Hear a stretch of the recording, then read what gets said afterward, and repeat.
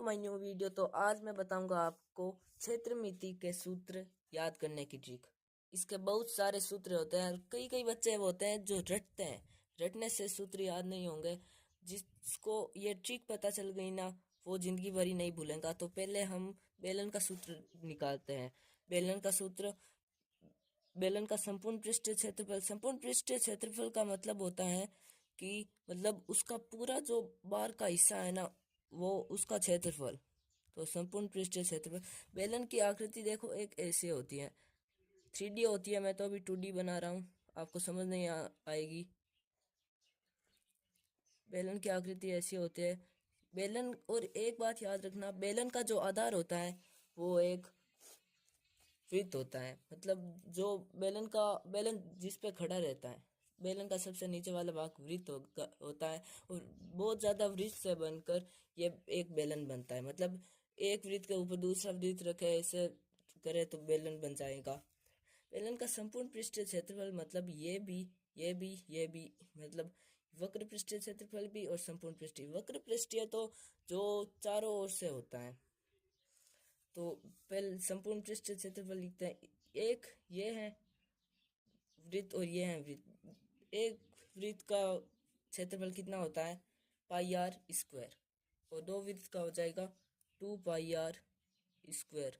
और बेलन का वक्र पृष्ठीय क्षेत्रफल कितना होता है, पाई 2 पाई आर एच।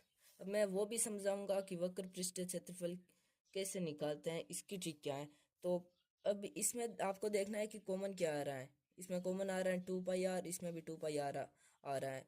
तो 2 पाई आर कॉमन ले लेते हैं और आर स्क्वायर है, तो आर यहाँ पे और एच यहाँ पे। तो ये सूत्र बन गया। अब हम देखेंगे कि बेलन का आयतन। आयतन नहीं, पहले हम वक्र पृष्ठीय क्षेत्रफल देख लेते हैं। बेलन का वक्र पृष्ठीय क्षेत्रफल। वक्र पृष्ठीय क्षेत्रफल मतलब जो बेलन की परिधि है ना, परिधि से लेकर ऊपर वाला छोर है ना। जैसे मान लो कोई ये बेलन बना दिया, मतलब कोई व्यास है, बेलन का आधार है मान लो। तो इस व्यास पे ज्यादा से ज्यादा व्यास रखते जाएंगे तो बेलन बन जाएगा। सॉरी, व्यास क्या, वृत्त वृत्त इस पे रखते जाएंगे तो बेलन बन जाएगा। और यहाँ पे जो ये वृत्त की परिधि है, उसको लंबाई से गुणा करेंगे।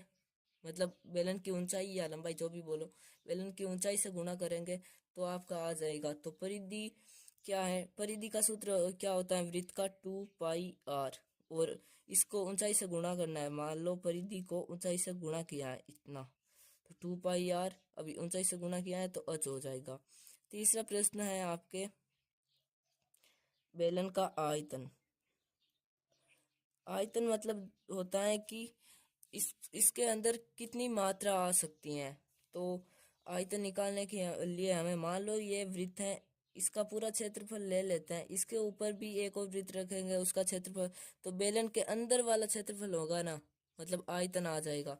तो वृत्त का क्षेत्रफल कितना होता है, पाई आर स्क्वायर। और इसको ऊंचाई से गुणा करेंगे तो क्या हो जाएगा, पाई आर स्क्वायर एच। इतने आसान है, बस